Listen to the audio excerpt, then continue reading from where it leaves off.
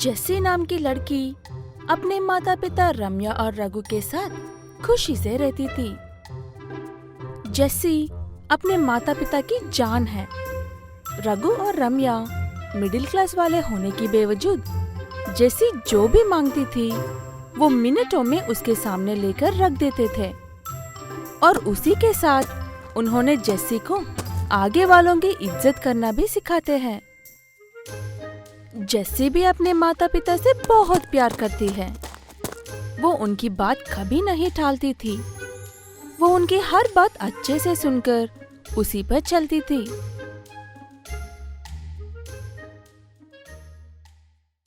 ऐसे ही एक दिन जेसी के जन्मदिन पर सब मिलकर उस दिन को खुशियों से भरने के लिए एग्जीबिशन जाते हैं।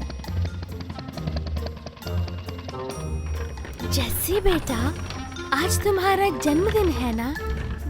तुम्हें जो चाहिए वो ले लो। जैसे आप कहो। शुक्रिया माँ। मैं हमेशा आपके साथ ऐसे ही हंसते खेलते रहना चाहती हूँ। जो पसंद है वो खरीद कर, जो अच्छा लगा वो खरीद खाते हुए खुशी से फालों में अचानक से वहाँ की जेंट व्हील में खराबी आकर सीधे वहाँ पर खड़े लोगों पर गिरता है। तभी जेसी के माता पिता वहीं पर मर जाते हैं। जेसी तो वहाँ से बचकर निकल जाती है, लेकिन उसके पैर जेंट व्हील के नीचे फंसने की वजह से जेसी का एक पैर टूट जाता है। माँ, पिताजी, कहाँ पर हो आप लोग? मेरा पैर इसमें फंस गया है। मुझे यहाँ से निकालो माँ, ये दर्द कर रहा है। जेसी को देखकर पुलिस वाले जेसी के चाचा को कॉल करके सारी बात बताते हैं। उसके बाद जेसी को भी पता चला है कि उसकी माता पिता अब नहीं रहे। जेसी को उसके चाचा अपने घर लेकर जाते हैं।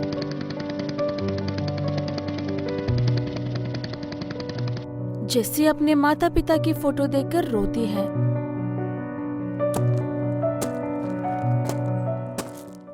जेसी, चुप हो जा बेटा। तुम ऐसे ही रोने लगोगी तो हम कैसे रह पाएंगे, बताओ। हाँ जेसी, हम हैं ना तुम्हारे लिए। तुम भी हमारे लिए बेटी जैसे हो। आज से हम ही तुम्हारे माँ बाप हैं। अब रोना बंद करो बेटा। उनकी बातें सुनकर जेसी थोड़ा शांत हो जाती है, लेकिन वहीं पर पास में खड़ी हेलन को जेसी के प्रति उसके माँ बाप का प्यार उसे पसंद नहीं आता। ये जेसी काफी चालाक है। ऐसे रोने से मेरे माँ बाप उस पर तरस खाकर उसके साथ रहेंगे। ये सोचकर वो जानबूझ रोने का नाटक कर रही है। ये सब करके वो मेरी माँ बाप को अपने तरफ करना चाहती है। जेसी के चाचा हेलन और जेसी दोनों को एक ही कॉलेज में ज्वाइन करते हैं। घर के पास तो हेलन खामोश रहती थी, लेकिन कॉलेज में जेसी को हमेशा नीचा दिखाती थी। हे जेसी। हाँ हेलन, कुछ काम है? अपने कॉलेज में ब्यूटी कंपटीशन हो रहा है ना? अगर तुम उसमें पार्टिसिपेट करके एक पैर से कैटवॉक करो तो कैसे रहेगा?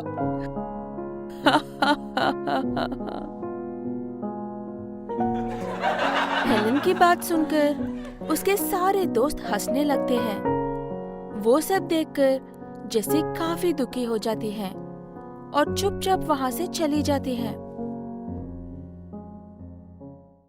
ऐसे ही एक दिन हेलन जेसी के बैग में अपना मोबाइल डालकर जानबूझकर प्रिंसिपल को कंप्लेन करती है कि उसका मोबाइल किसी ने चुरा लिया है। प्रिंसिपल सबके बैग्स चेक करते हैं।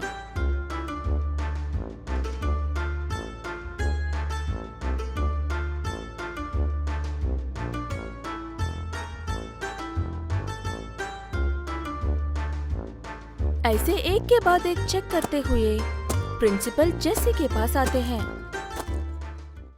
सर, जेसी मेरी बहन है।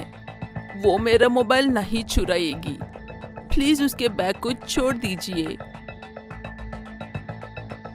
सबके लिए एक ही रूल है हेलन। जैसे कि बैग को छोड़ दूंगा तो दूसरे बच्चे दुखी होंगे। ये कहते हुए प्रिंसिपल जेसी का बैग चेक करते ही मोबाइल उसी में से निकलता है। प्रिंसिपल चोरी करने के लिए जेसी को खूब डांटकर फिर से ऐसे गलती मत करना कहकर सबको वहाँ से बेच देता है। ये सब देखकर हेलन को काफी खुशी होती है।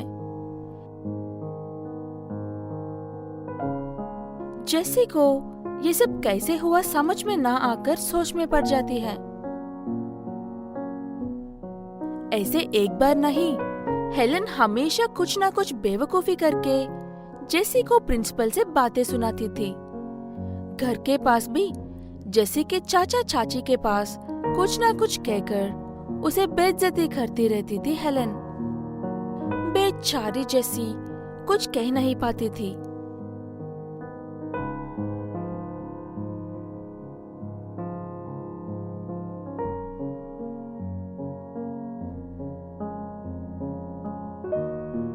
ऐसे ही जब जेसी के चाचा और चाची घर पे नहीं होते थे, तब हेलन घर के सारे काम जेसी से ही करवाती थी। एक पे ना होने की बेवजूद जेसी बिना कुछ कहे सारा काम करती थी। इसीलिए अपने कमरे में जाकर अपने माता पिता की फोटो देखकर रोने लग जाती थी। माँ, पापा, आप लोग मुझे बहुत याद आ रहे हो। क्या आप लोगों को मैं याद आती हूँ? माँ, आप लोग इतनी दूर चले गए हो जहाँ पर मैं पहुँच ही नहीं सकती। इन सब दुख दर्द के बावजूद जेसी अच्छे से पढ़ लिख कर वो हर उस चीज में पार्टिसिपेट करती है जो कर सकती है और हर कंपटीशन में फर्स्ट आकर अवार्ड्स भी जीतती है।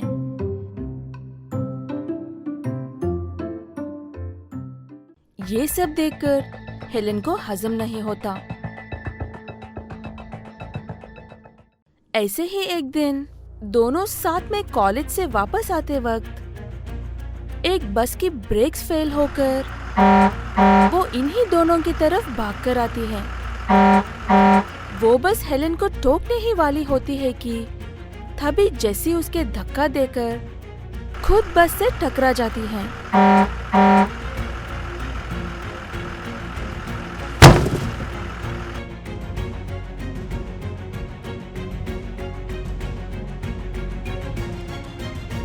आसपास के लोग जमा होकर जेसी को तुरंत हॉस्पिटल लेकर जाते हैं। सर पर गहरी चोट लगने की वजह से जेसी कोमा में चली जाती है। कुछ दिन के बाद उसे होश आने पर